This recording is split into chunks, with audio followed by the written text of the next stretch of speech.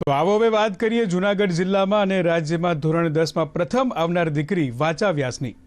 જૂનાગઢની alpha international સ્કૂલમાં અભ્યાસ કરતી દીકરી વાચા 99.99% અને 98.16% સાથે રાજ્યમાં પ્રથમ ક્રમાંકે આવી છે।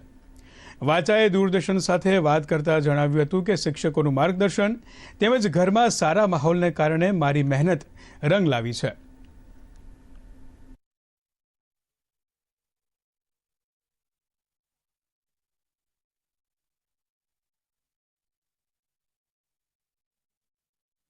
.16% પ્રાપ્ત થયેલ છે અને તે જ સાથે બોર્ડમાં મારો પ્રથમ ક્રમાંક આવેલ છે।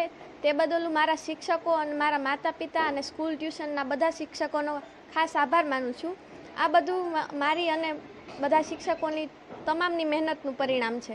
મારું રીડિંગ રોજનું 7-8 કલાકનું હું રીડિંગ કરતી તેનું પણ તે પરિણામ છે અને વિદ્યાર્થીઓએ બોર્ડની તૈયારી કરતી વખતે આમ ખાસ કોઈ ટેન્શન લેવાની જરૂર નથી। બસ તમે રેગ્યુલર રીતે તૈયારી કરો એટલે તમને સારા પર્સન્ટેજ પ્રાપ્ત થશે। વાચાને ફિઝિકલી અને મેન્ટલી ફ્રેશ થવા માટે શું કરવું કે સતત ભણવું અભ્યાસ એ રીતના નહીં। વાચાને હું બહાર લઈ જતો, એક્ઝામને દિવસે પણ અમે સાંજે બહાર જતા, ફરતા, આઈસ્ક્રીમ ખાતા અને રમતાય ખરા। અમે કેરમ પણ રમતા, બીજે દિવસે એક્ઝામ હોય ને કેરમ રમતા, એટલે મેન્ટલી એકદમ ફ્રેશ રહેતી।